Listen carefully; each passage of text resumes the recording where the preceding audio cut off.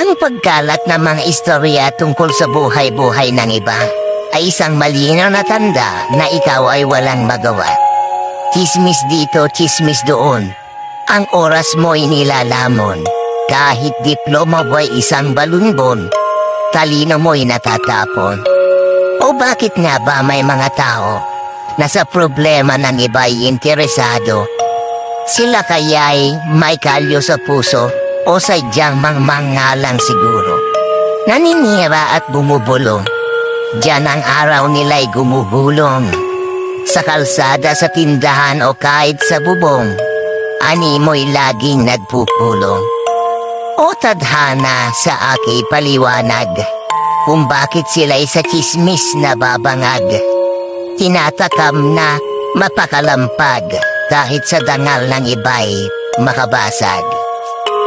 Huwag naman ang loob ay sumama sa aking tanong at tula.